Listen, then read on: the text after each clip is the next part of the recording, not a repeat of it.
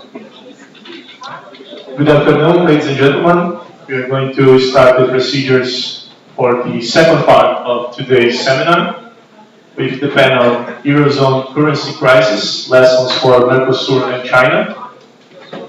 And without further ado, I would like to invite Professor Huan Yanfen from Renmin University of China and Professor Fernando Ferrari Filho from the Faculty of Economics here at the Federal University of Rio Grande do Sul.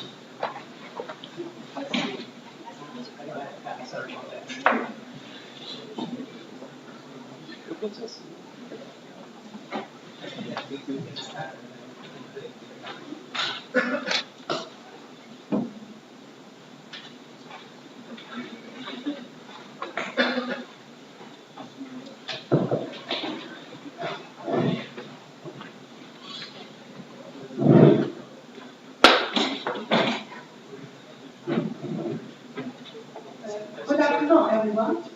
Good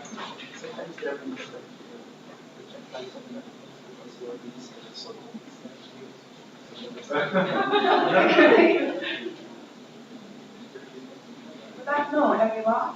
I'm Ian from Renmin University. It's an honor for me to make a presentation here.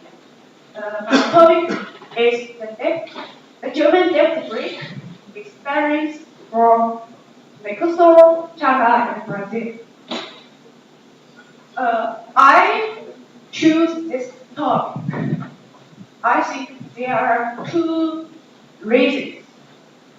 One reason is that I think, in contrast to the heavy indebtedness of most developed countries, such as USA and Japan, Germany received the fiscal surplus after the year of 2014. So this phenomenon raised one question. Is it necessary for a country to have a fiscal discipline, such as German debt brake? The second reason is related to the leadership of Germany in the EU, which is analyzed by Professor Yan in the morning. That is actually a case study of Germany's leadership, especially the leadership of Germany in economic policy. Next one.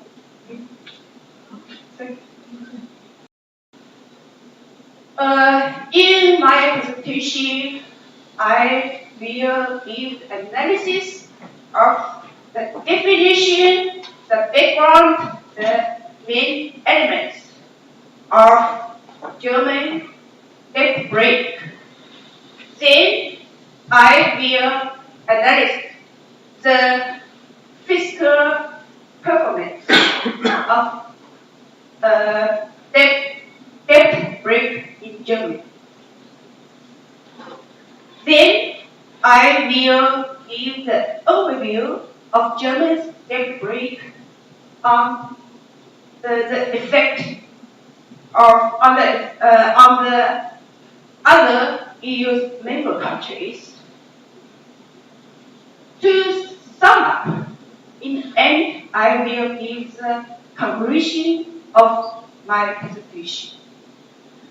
I think my presentation, this topic is a good topic for all of you to write your master thesis or PhD.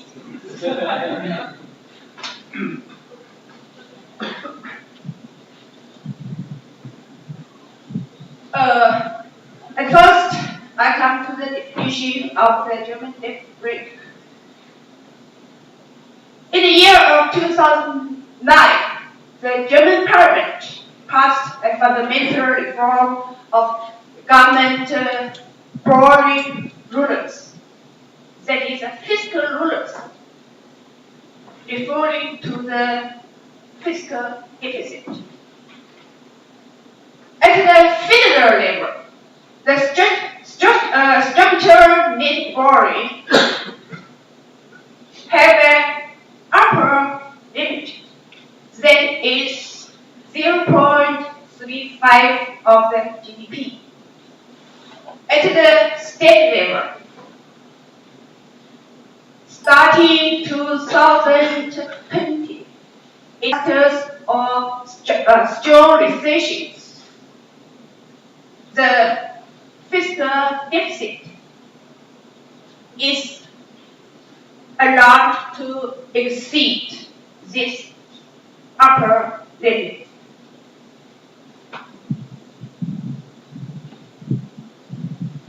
This fiscal rule is included into the basic law, Germany's constitutional law. And in several states, the debt rates are also included in the state's constitutions. What's the background for the German debt rate? In other countries, such as in China, in the USA, government want to make the stimulus package for the financial crisis. In contrast, Germany set this fiscal limit, fiscal rule for the government. I think there are two reasons for the German debt rate. The first reason is the massive increase in the German public budget debt. Second is in Germany, the previous constitutional fiscal limits do not restrict the behavior of governments. The third reason is the requirements of the European Stability and Growth Pact. The fourth reason is the high level of additional implicit national debt in the aging society of Germany.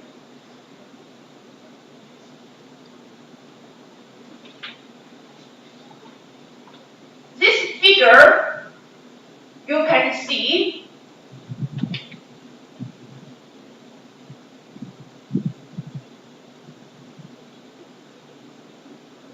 the German public budget debt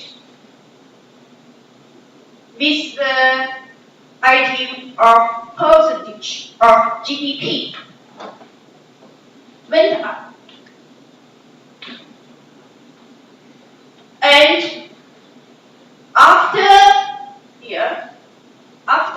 debt break, this budget debt went down. And before the debt break, there were massive budget debt in Germany. This massive debt were caused by the massive costs of the German unification. And in Germany, of make stimulus for the economic development. And you know, under EU is a monetary union, so member countries, for all member countries, monetary policy is the same. So the member countries' government can only adopt fiscal policy in boosting economic growth.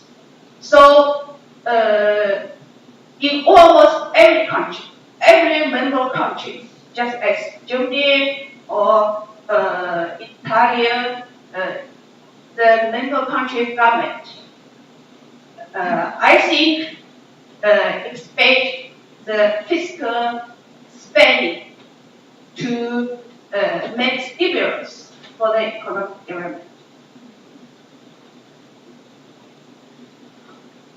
And in 1969,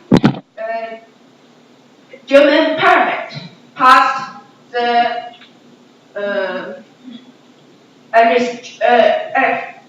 fiscal rule on the government debt.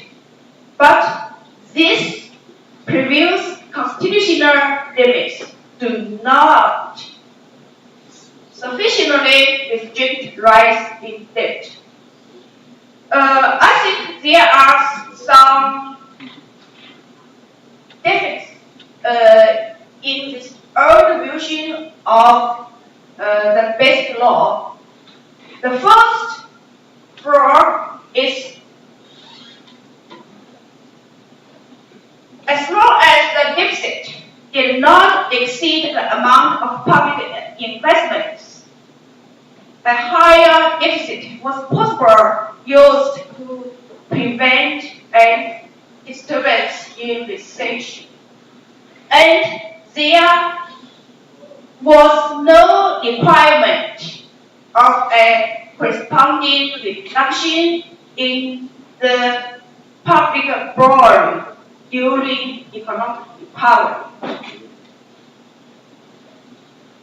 Second flaw is the financial transactions such as privatization proceeds can be used as a method to comply with public borrowing limits.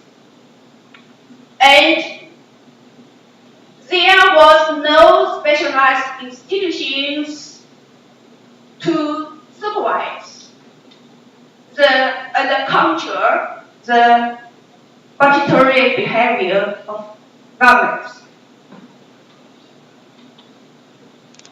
The third reason is the requirements of the European Stability and Growth Pact.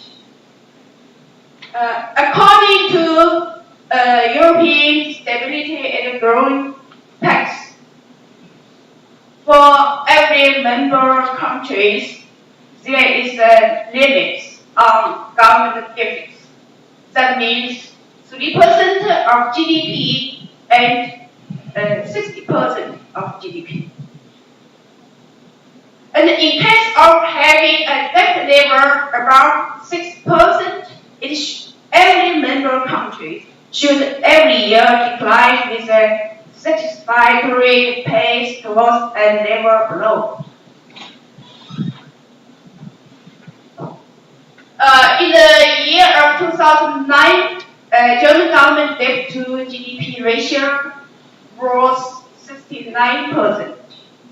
And if calculated in the Maastricht definition, this ratio was 72% in 2009. This ratio, I think, is above the upper limit of the EU pact. And Germany is an aging society. And aging society will result in high future spending on social security such as pension deficits and additional implicit national debt. So it's necessary for Germany to issue is fiscal health, the fiscal limit.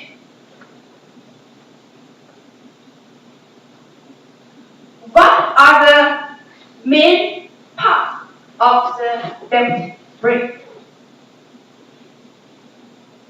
First, debt brake includes a limited scope for structural net borrowing.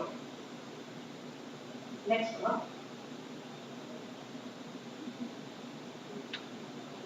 At the federal level, the upper limit is 0.35% of GDP. For the state level, the structural deficit will be completely forbidden starting 2020.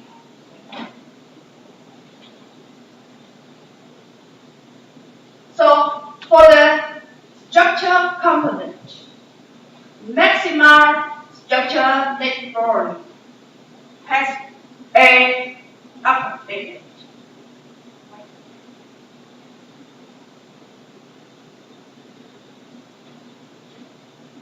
In terms of the deficit of the former fiscal ruler, Germany's debt brake make a change in the adjustment for financial transactions. So, in the debt brake, privatization proceeds and some other types of financial transactions can no longer be used as means to comply with borrowing limits. So that is the adjustment in terms of financial transactions in the framework of debt brake.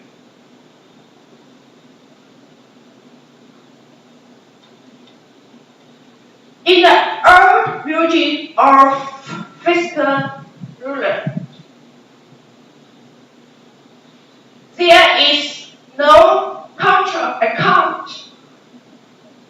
That means deficit-induced inflation cannot be offset by surplus in economic recovery. So, in the debt brake, this is changed. The debt brake sets up the federal contra account, recording deviations from the standard upper limit. And this contra account is required to be balanced. That means deficit-induced inflation have to be offset by surplus in recovery. That means there is a contra discount. And this account has to be offset, has to be balanced.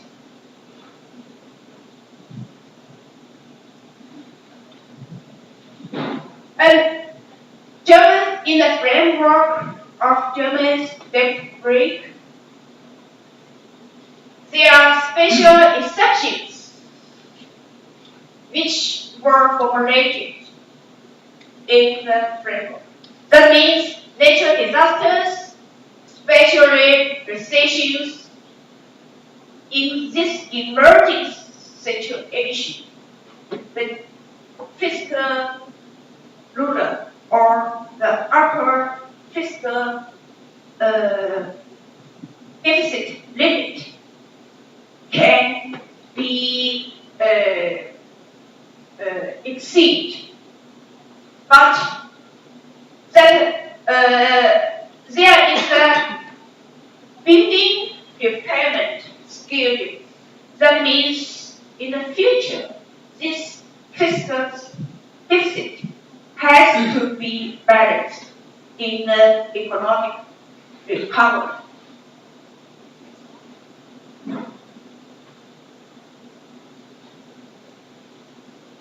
I think in the framework of Germany's debt break, there is no institutions named Stability Council. This institutions, the function of this institutions is to monitor, and the regulator transparent the budgetary development and budgetary plans. That means this institutional arrangement can make the enforcement and implementation of debt break more effective.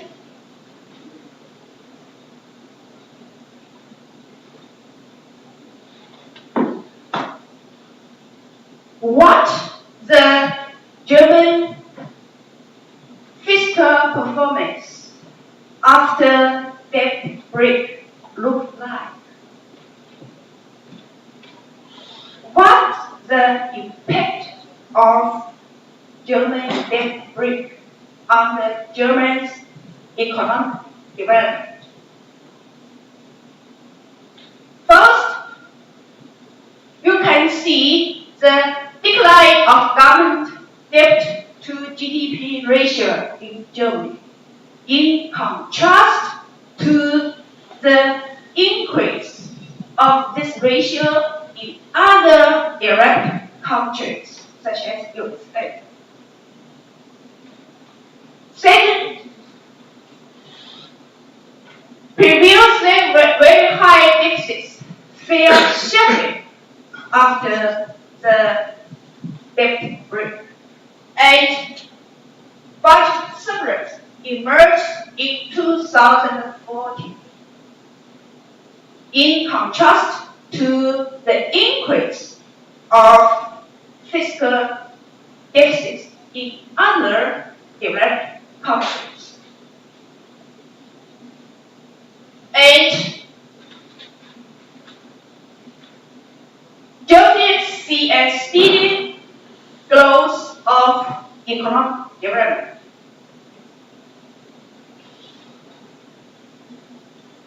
So, beginning in the year of 2010, the ratio of government debt to GDP went down.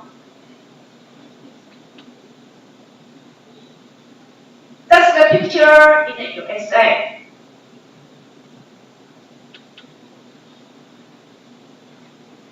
I think 2008, 2009, this time was the global financial crisis. The government debt to GDP ratio in USA goes up. As Japan, this ratio also goes up. UK goes up. France goes up. Canada goes up. And in the year of 2014,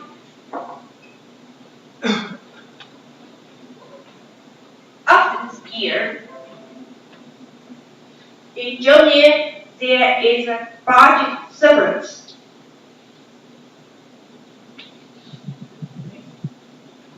And German economic growth rate is stable.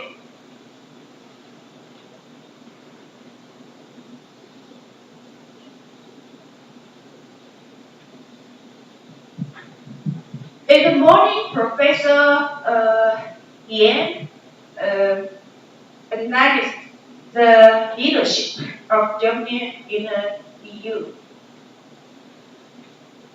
After the German debt break,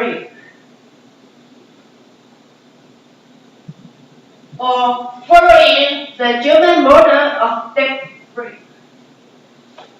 At the EU level, the Treaty on Stability, Coordination and Governance in the Economic and Monetary Union was formally concluded and entered into force in 2013. That means, under the leadership of the German fiscal ruler, means the fiscal compact was enacted in the EU level.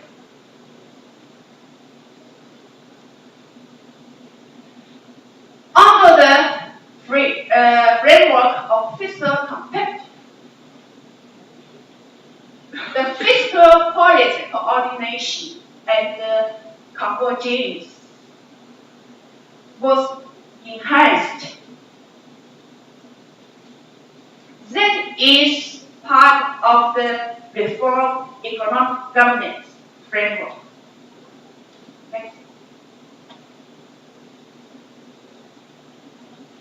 In the framework of the fiscal compact under the EU level, it's necessary to balance budget and to strengthen excessive deficit procedure. And there are also some upper limits for the fiscal ruler of member states.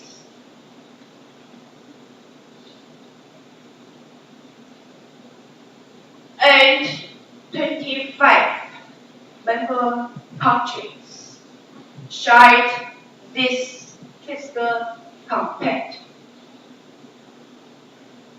And following the debt brake framework in their countries.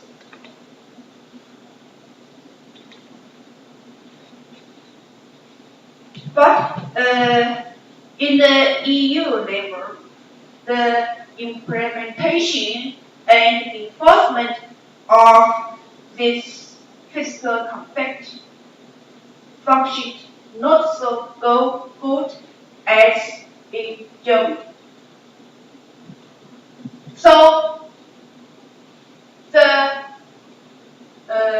implementation is not good in some member countries.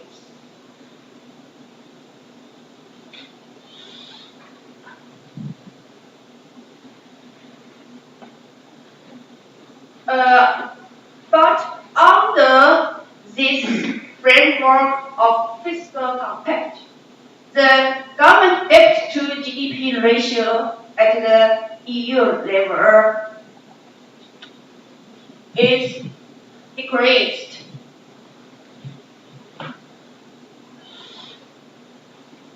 And in Euro area, this ratio also decreased.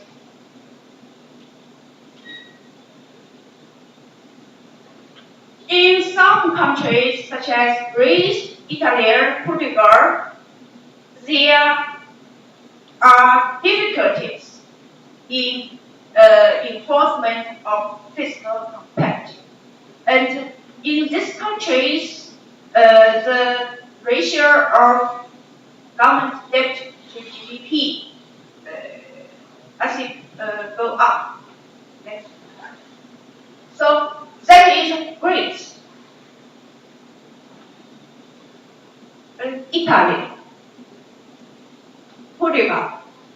This country, the government debt to GDP ratio goes up after the fiscal compact. That means in this country, the fiscal compact was not good enforced.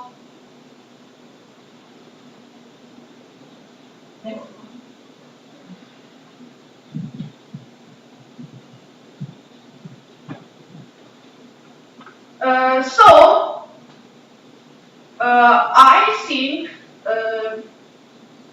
my presentation will raise some questions which deserve to be studied in deep.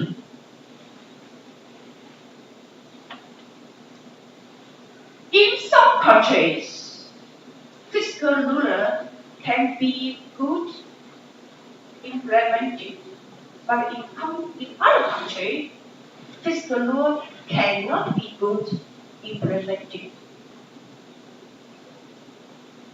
And I think in every country, governments are selfish. Politicians are also selfish. So it's necessary for every country to have a fiscal rule. But how to decide the fiscal rule? Which fiscal rule is rational or reasonable for every country? I think in the EU level, the debt crisis in the last 5 or 6 years, this crisis showed the necessity to enforce a fiscal rule. But every member country has its national interest. How to coordinate the fiscal rule in all membership of economic union, monetary union, or trade union such as Mexico? I think that is a good question for all of you to make a research on it. From the perspective of economics, I think fiscal rule can improve the credibility and accountability of the governments of member countries. This situation or this conclusion can be analyzed use the theory of time inconsistency. That is an economic theory in macroeconomics. Second, coordination of reasonable fiscal rule are associated with high potential growth, such as Germany. And it's important to introduce independent fiscal supervisory councils. That is an important institutional setting for the fiscal rule. In China and in Brazil, in the past 5 years, the government debt to GDP ratio goes up. In China, a 4 trillion yuan stimulus package against the global financial crisis was enforced by central government. And for China's local government, there exists massive local government debt. So you can see after the global crisis, China's government debt to GDP ratio goes up. And in Brazil, due to the the falling of oil price and increasing financial support to public banks and aging society. And in Brazil, it is also a high government debt to GDP, especially after the year of 2014. Next. So maybe the number here is not so concrete, but you see this ratio goes up after the year of 2014. So I think China and Brazil needs also fiscal rulers. With the fiscal ruler,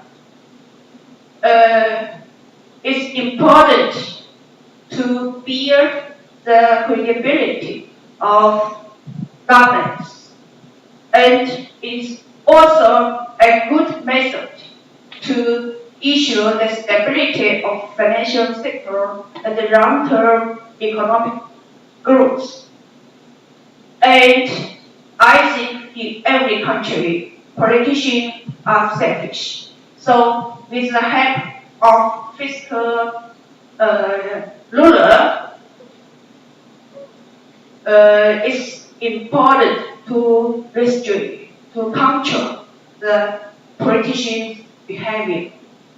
So I think both in China and Brazil, it's important to enact fiscal rules. But in every country, fiscal rules, I think, are different. So there need further deep research on the reasonable fiscal rules in China and in Brazil. This are the good topic for you to write your master thesis or PhD thesis. Thank you.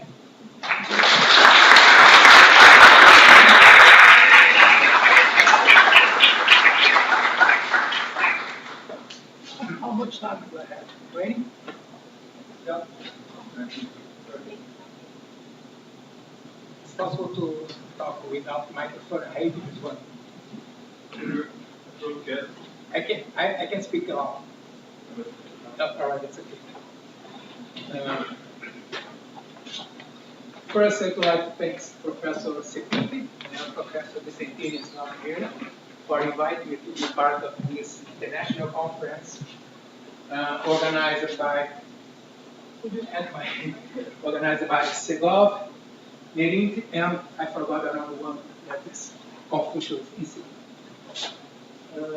Yeah.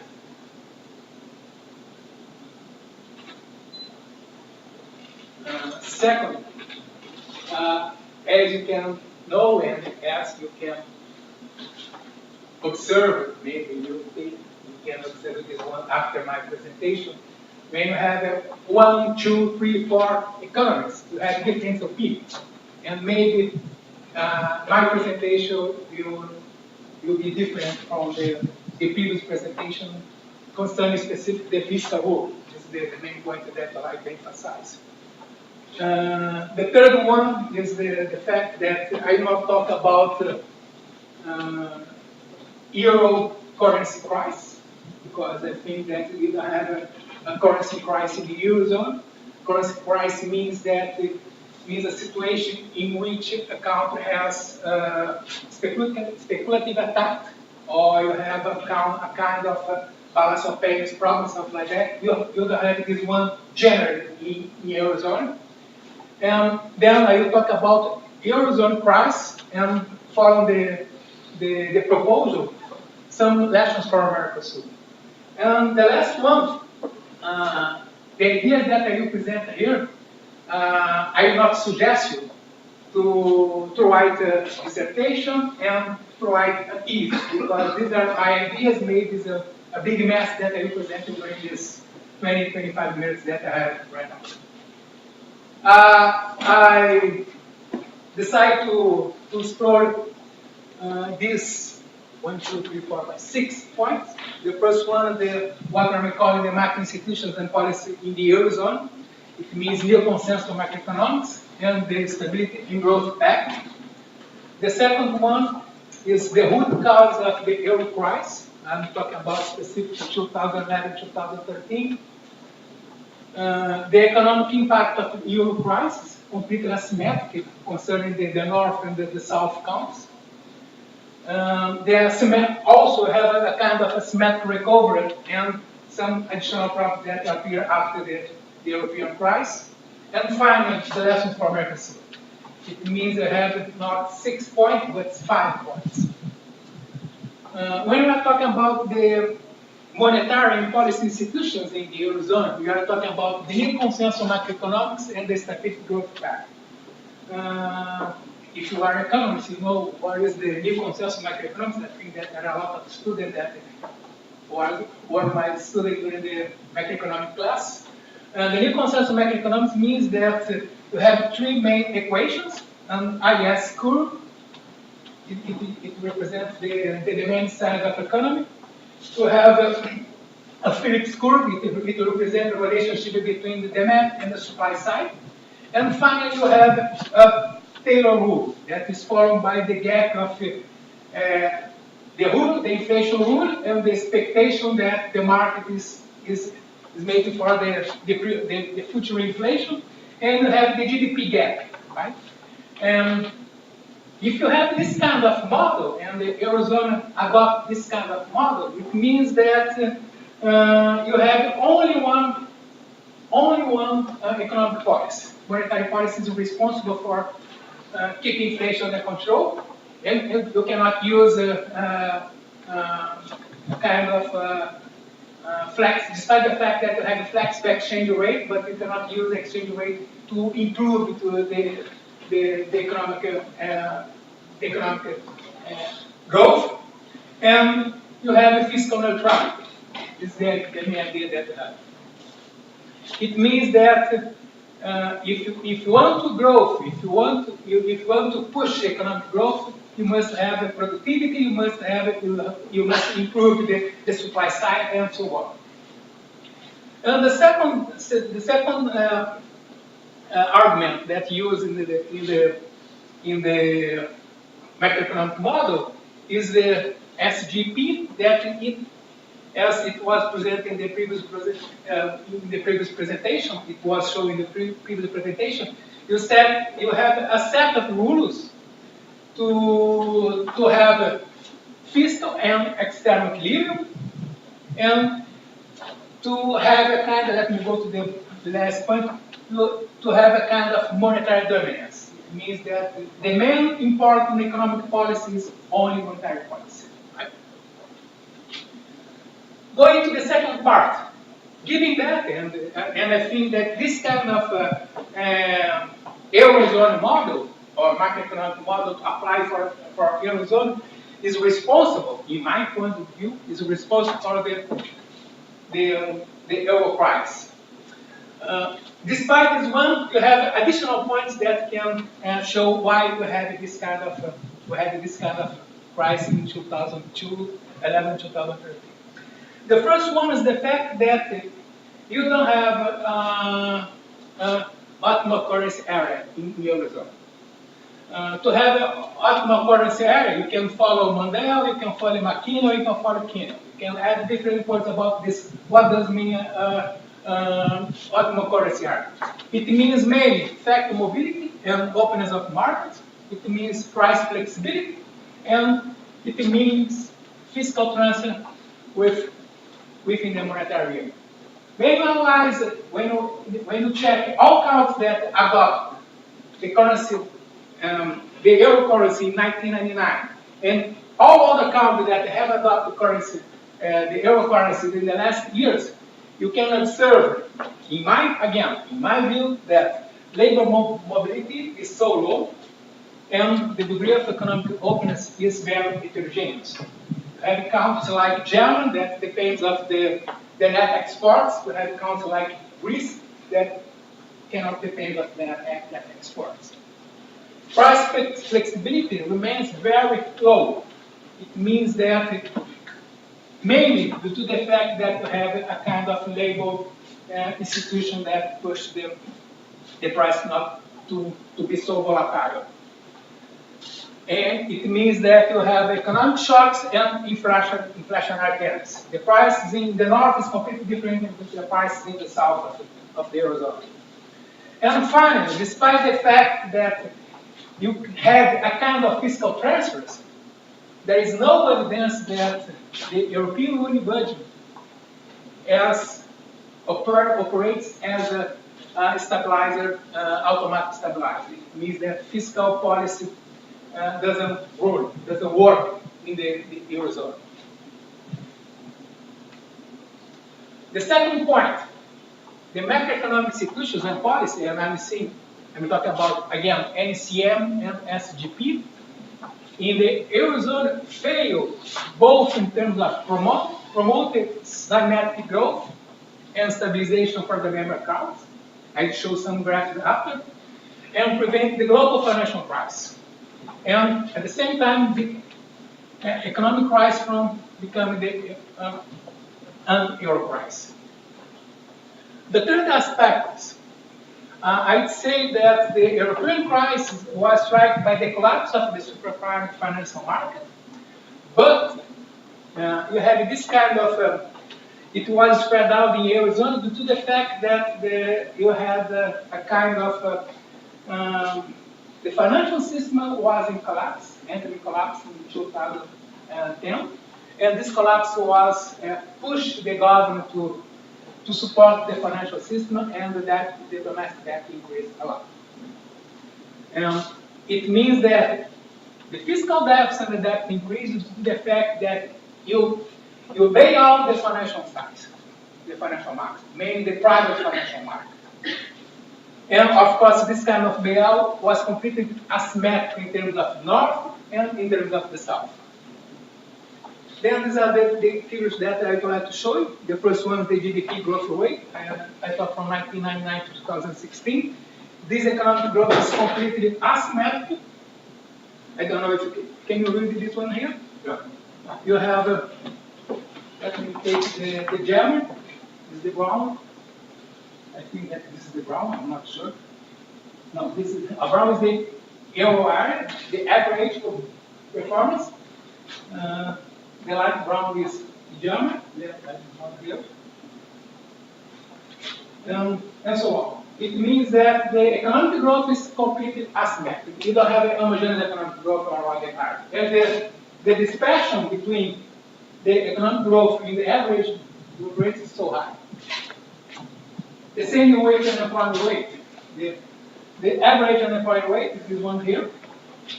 It was relatively stable and increased after the financial crisis. But look at the dispersion between the south and the north counts, considering the average rate. The third or the fourth point, I forgot. The economic impact of the euro crisis. The first one, it was a crisis in the sovereignty debt in the Eurozone. It means that some countries cannot print public bonds to recover the economy, could not print public bonds to spend the domestic debt. And as a consequence, the international market, the financial market, was very skeptical about the solution of the economic crisis, a reasonable solution of the economic crisis in the Eurozone. And this could be observed mainly in the biggest countries, Portugal, Italy, Spain, Ireland, and Greece. It means, in other words, promise to refinance their domestic debt. Second, we have a huge recession and unemployment reached maybe 25, 27% in Spain, 11% in Germany, and so on. And The fiscal deficit and the domestic debt, as I showed after, increase quickly. This is the performance of fiscal deficit from 1999 to 2016. Yeah, go ahead. Oh, sorry, come back, please. It was before the international financial crisis, and the euro crisis was around, the average deficit was, like this one, was around 3%, something like that. After the international financial crisis and the euro crisis, it was around 6%, and right now it's coming to the previous year of the financial crisis. And this is domestic debt. Again, this is the average domestic debt. And you have a difference in south countries like Greece and north countries like Germany. And current account balance over GDP, this is the average rate. And again, you have a difference between north and the south. The asymmetric recovery and external problems. Why you have a kind of asymmetric recovery?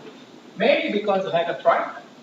Troika is follow the same routes that you have in the macroeconomic and economic policy institution. It means LCM and SGP, or New Consensus Macroeconomics and Stability Growth Pact. And Troika, International Monetary Fund, ECB, European Central Bank, and European Commission was enabled to promote a quick economic recovery in the Eurozone. The second point is the Brexit, European immigration crisis. I think that was discussed this morning by Professor Sepika. I arrived, he was finishing his speech. Separatist movements in the Eurozone and some ascension of the right-wing parties in the Euro area. And finally, this is so important for us economists, and mainly for post-Keynesian economists like me. You also have a fiscal union in the Eurozone. If you are thinking about the economic integration, if you are thinking about monetary union, you must think about fiscal union. You have this one in the Eurozone. And finally, my last point, I don't know why you have this kind of, it's up here. When we're talking about Mercosur, I think that the first thing is to talk about the size of Mercosur. We are talking about GDP at current price around 2.7 trillion. It's not too big, but this is important GDP. And with Venezuela, and without Venezuela, we are talking about 2.4 trillion. This price, I think that is 2015, I'm not sure, 2015 or 2016, I'm not sure.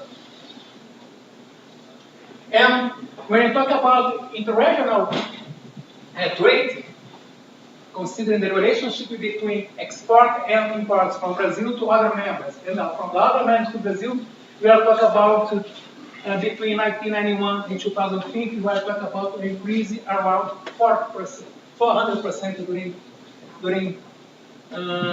14 years, except Venezuela. It is a huge interregional trade increase during this growth during this period. The second point is there are some optimistic view that suppose it's possible to have a new arrangement, a new international monetary system. I don't believe in this one. And considering that it's not possible to have this kind of new arrangement in the international monetary system, I would say that regional integration is the second best. This was proposed by UNCTAD in a report presented in 2007, and I strictly follow this report by UNCTAD. If the regional integration is the second best, what I'd like to propose right now is a kind of, what kind of economic integration you must have to implement, to adopt in the Mercosur area or in the South American area as a whole. I'm proposing going in some article that I wrote 2, 3, 4 years ago, alone or with some partner. I'm proposing a regional market maker that I'm calling Mercosur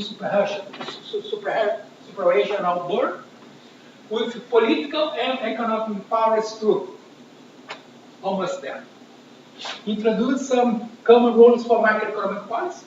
It means fiscal, monetary, and a stable exchange rate. Not a fixed exchange rate, but a stable exchange rate. Remove some trade barriers. Stimulate the use of national currency for international transactions, which means payment system of local currency that use in the Sucre area, that use today in Brazil and Argentina are using this kind of pesos and reais for some specific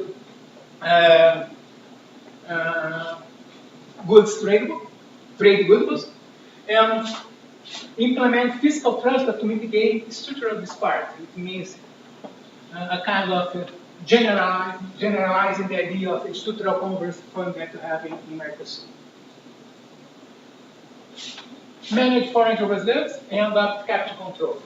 To sum up, what I'm proposing with this regional market maker that I'm calling Mercosur Super-Regional Board is the main idea that was presented in Keynes in 1994 during the Bretton Woods Conference. It means a central institution, and I called him a central institution to aid and support other, and I added this one, national and local institutions to face globalization in nowadays. This is the reference that I'd like to show. Thank you very much.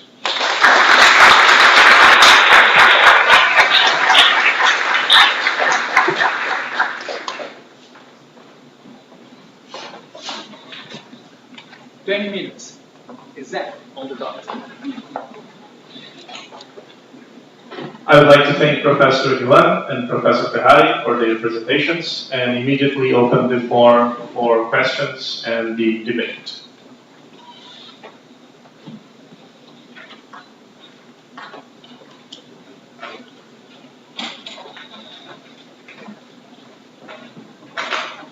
I have a question for Professor Ferrari. She's most important. Because it's just a point that I love, so it's just a... No, I'm kidding.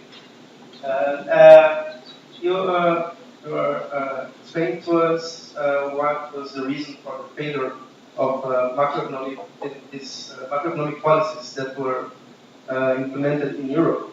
It seemed that the main and important point was the lack of common fiscal policies or kind of fiscal union. But it seems to me, I mean, I'm not an expert, but there is a lack of interest in the Troika to implement such kind of policies. And I ask you, would you agree with this, or do you reckon that there is a discussion in the Troika to maybe in the future establish enough fiscal policies so that these macroeconomic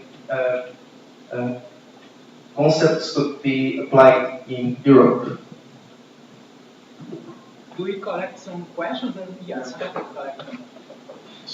Do we have any more questions? Well, I have one. There's another one. Okay.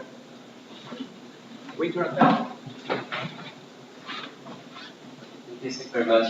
Actually, I don't know anything about the economics, and I have a question for Professor Wang. As you mentioned in your presentation, you say that it's very hard for some member states of the European Union just to implement fiscal compact such as Greece, Portugal, and so on.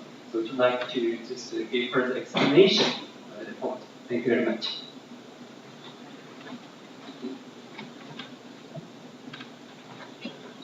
And finally, my question is to Professor Guillen.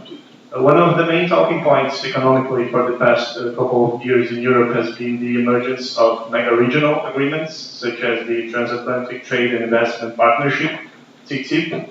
I'd like to know your thoughts regarding this matter, and if you think that it's beneficial for the European Union to engage in a free trade partnership with the United States. Well, when I think about economic integration, whatever kind of economic integration you have, common market, monetary union, and so on, the first thing that you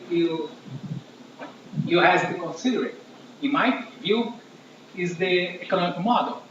And as I try to show you, I don't believe in economic model that you have a tripod: inflation target, fiscal neutrality or fiscal hubs, and flexible exchange rate.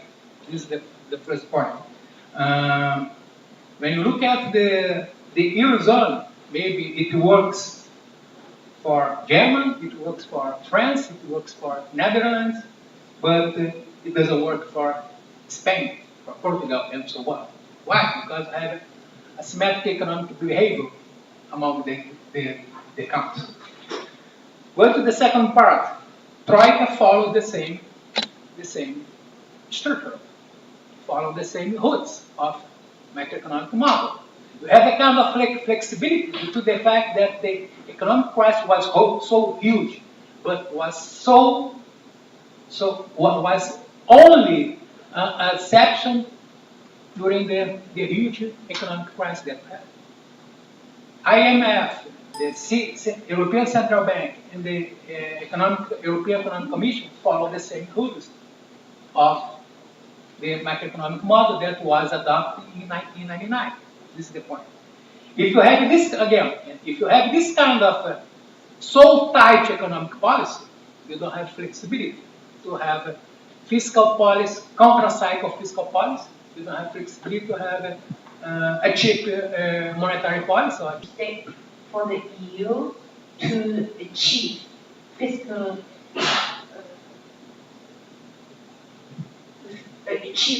union. So I agree with Professor. The monetary union have to accompany with the fiscal union. That means the precondition for the monetary union is fiscal union. Now in EU, there is only a monetary union. There is no fiscal union. So the fiscal compact following the German debt break is a very important step for the future fiscal union. But it is, there is imbalance of economic development under the member countries.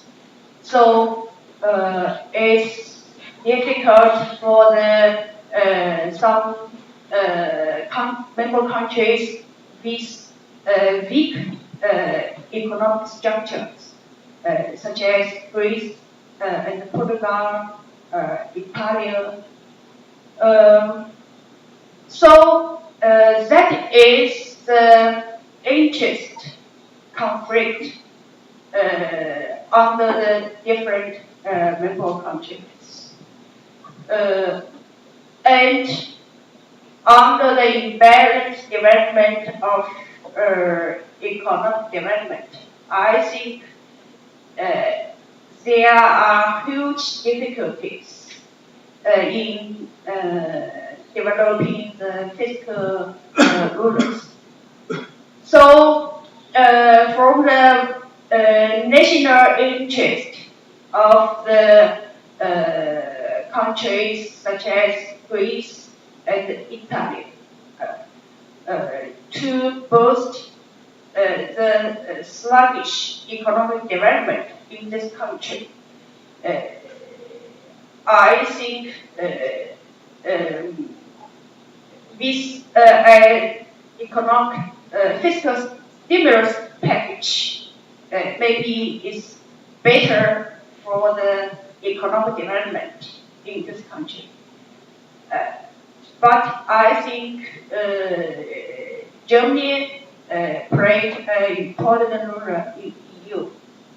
And with the debt crisis, Germany demand the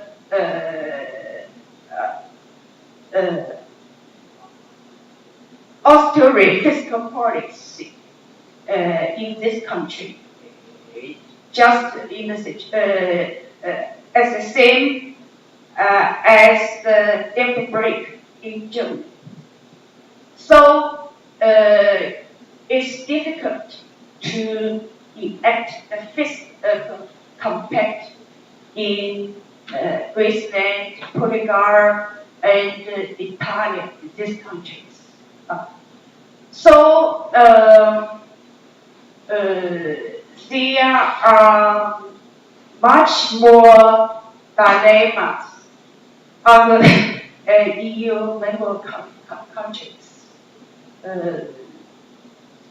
So EU is a good example for other economic integration or political integration, but it's a new thing.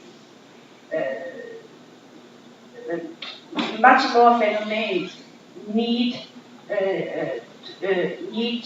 to be studied deep, such as the questions I raised in my presentation, and also the questions proposed by you. I think it's difficult for us to give the concrete answer for these questions.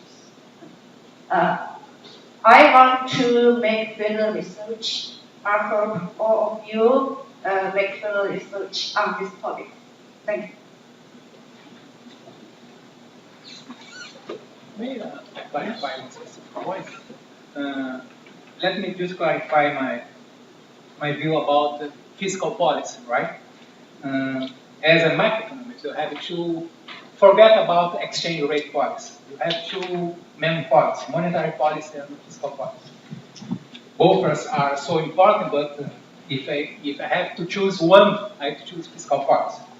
The point in the Eurozone is the fact that the fiscal policy that has adopted since 1999 is austerity fiscal policy. I don't believe in austerity fiscal policy. I believe in fiscal responsibility. What is a fiscal responsibility? It means that you must adopt counter-cycle fiscal policy when you have the economic cycles. If you are in a depression or in a recession, you must run debt, you must run domestic debt, right? If you are in prosperity, you must run surplus, fiscal surplus, and you must mitigate the domestic debt in it, right? This is fiscal responsibility, and this automatically generates a stabilization of the economic system, because if you have economic growth, you have more income revenue, and so on. You have a balance of the fiscal result, right? The point of the Eurozone, and you could say the same for here in Brazil, is that people are following fiscal austerity. In fiscal austerity doesn't work. If you go back to the 1950s, 1960s, the economic world, the economic system worked according to the fiscal responsibility. This is the point that I would like to emphasize. I want to say something on the fiscal transfer and the fiscal compact. In the slider of Professor, you say there is necessary in the framework of economic integration to act or to increase the fiscal transfer. I think in the framework of fiscal compact in EU, there are the fiscal deficit upper limit for the member countries, but there is no fiscal transfer. I think Germany is for the Greece, Italy, for this country, they need fiscal transfer. Maybe from Germany or other countries with good situation. But Germany don't want to add this fiscal transfer. So that is a reason for why now the fiscal compact is only the important step for the fiscal union, but there is still no fiscal union in the EU. Thank you.